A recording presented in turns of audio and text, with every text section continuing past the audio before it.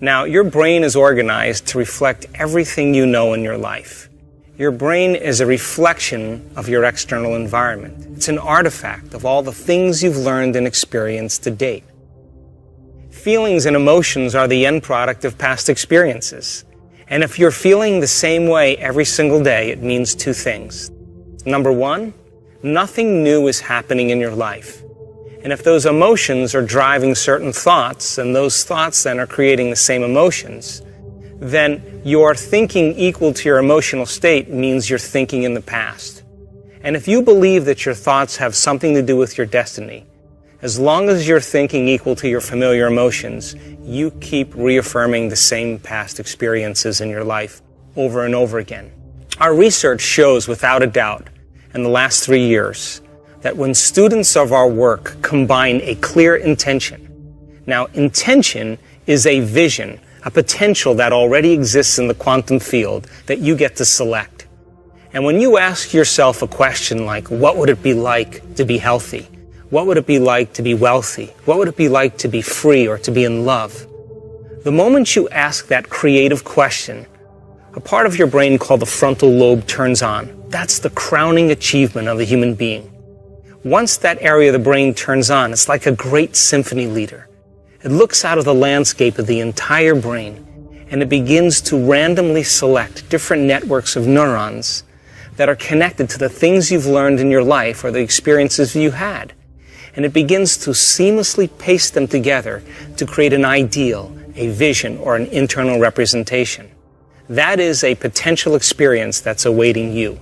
But it's not enough to just have the mind involved. Thoughts are the language of the brain, and feelings are the language of the body. And how you think and how you feel creates a state of being.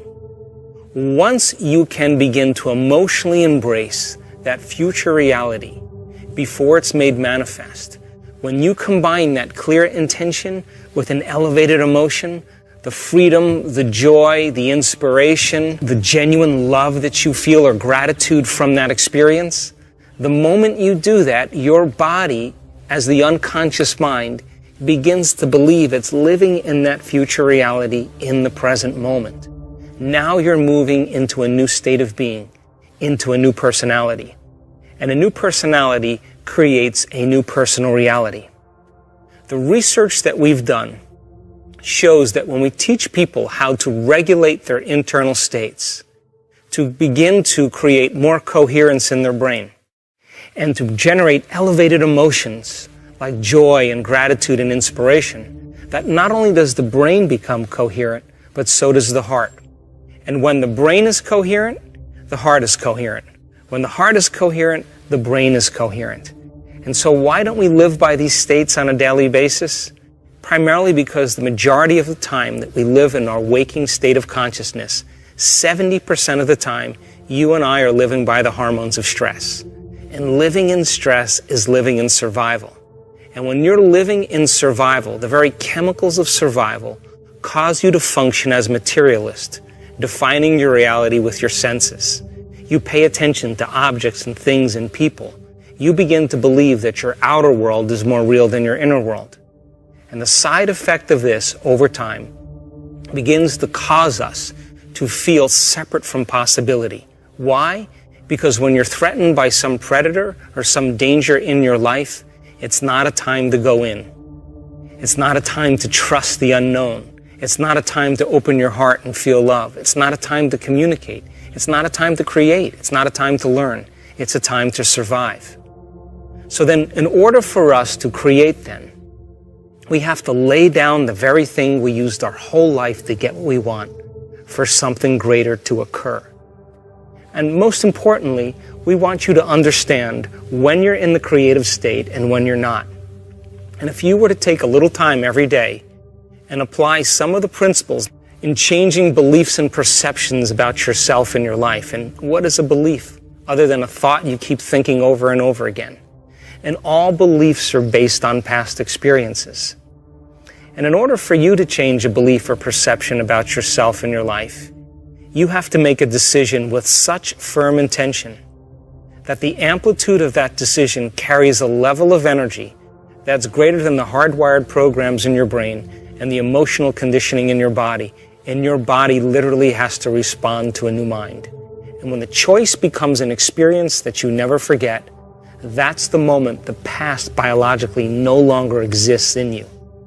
And people around the world are changing beliefs and perceptions that are based on past experiences from 30 and 40 and 50 years ago. And the side effect is that they're creating new lives. All potentials in the quantum field exist in the present moment. So that when you sit down to create something in your future, it's important for you to understand that only when you're in the present moment do you have access to possibility. Once you understand what it's like to be in the present moment, change your energy. And when you change your energy to match a potential that already exists in the quantum field electromagnetically, when your energy matches that experience energetically, that's when reality is drawn to you. That's when the new experience begins to find you. So whether you want to change your health, or create something new in your life, or experience a mystical moment, or lucid dream, whatever your passion or desire is, specifically select those potentials and create the life that you want, so that you don't have to go and get it, that in fact it comes to you. So think about this. Most people wake up in the morning, and the first thing they do is they get in touch with the feeling that defines them. The moment they get in touch with that feeling, whether it's suffering or guilt or shame or judgment or unworthiness, they begin to start their day from that emotional state. In other words, they're already living in the past. And once they turn on the certain chemicals that drive certain brain circuits, they expect their life to change. But they're thinking the same thoughts, performing the same actions, and living by the same emotions, but secretly expecting their life to change. What if, then, in a small example, you became conscious of those emotions that keep you anchored to the past, and you begin to change your emotional state, means you would begin to change your energy. Now, from a quantum perspective, the thoughts that you think are like the electrical charge in the quantum field. The feelings that you emote are like the magnetic charge in the quantum field. And how you think and how you feel broadcasts an electromagnetic signature that influences every single atom in your life. The thought sends the signal out, and the feeling draws the event back. So you are broadcasting information on a daily basis into the field. When you change your energy, you literally change your life. And if you're able to maintain that change in energy, you will begin to draw new experiences to you. And that's when you become the scientist in measuring fruits of your efforts. And as I said, common people all over the world, in all different cultures, are doing the uncommon. They're healing themselves from diseases, chronic diseases, serious, potentially fatal diseases. They're creating wonderful new jobs and opportunities. They're winning the lottery. They're having mystical experiences that begin to uncover the mystery of who we really are. And I think that the biggest lie that we've ever been told is that we're linear beings living a linear life. But in fact, we are dimensional beings living a dimensional life.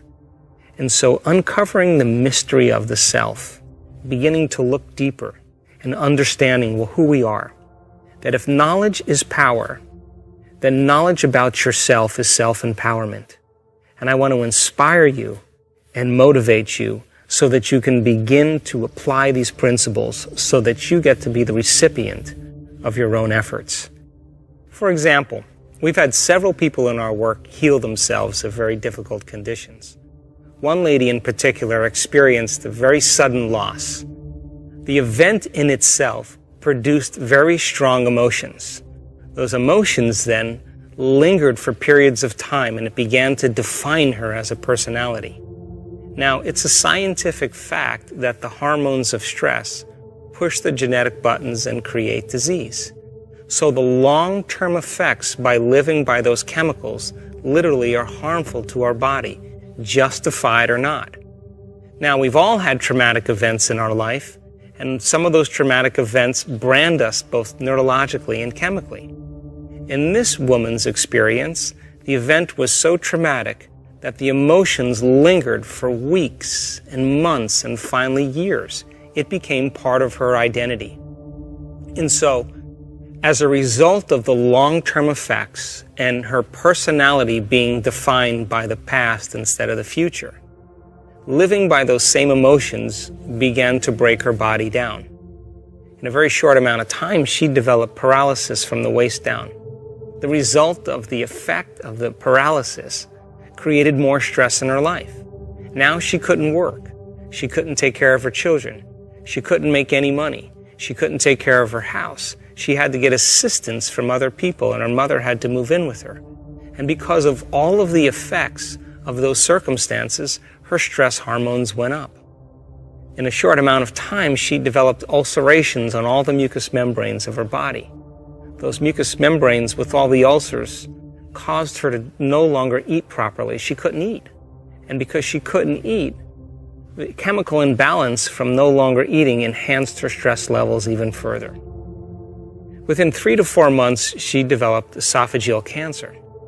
Now, this woman was smart enough to realize that probably the effect of those chemicals were the reason why she developed her condition. In other words, she said to herself, if I created this condition because I was living by this event, in other words, emotionally I was attached to my past, is it possible then to uncreate it and create something else? So she began the work and the meditations, and every single day, whether she felt like it or not, she practiced her meditations. And for sure, she had certain days where she didn't feel like doing her meditations because she didn't feel well, but she did them anyway. She also made the decision that she wasn't going to get up from her meditations until she was in love with life. Now, to the materialist, the person who's defining reality with their senses, to the materialist, there's no reason for her to be in love with life. Why? She had a traumatic event. She had no job, she had no money, she was paralyzed, she had a diagnosis of cancer, she couldn't eat, she was in internal pain, she was in external pain. But she said, I'm going to teach my body emotionally what my future could feel like before it's made manifest. And every single day, day by day, she overcame a small part of herself. And within a very short period of time, about a year, she was able to reverse those conditions. To this day, this woman has no cancer. She has no ulcerations in any of her mucous membranes. She has no paralysis or pain inside of her body or outside of her body. And she has a new life. So new personality creates a new personal reality. The disease exists in the old personality. She's literally become someone else. Now, if you talk to this woman about that experience, she'll tell you that experience was her greatest teacher. Most of us, though, when we can't overcome an experience, when someone says to us, why are we this way? We typically say, we are this way because of some event that's happened to us in the past, which means I haven't been able to change since that event. That event altered me emotionally. But once we understand that we can be defined by a vision of the future, instead of the neurocircuitry and chemicals and emotions of the past, this is when we change our personality.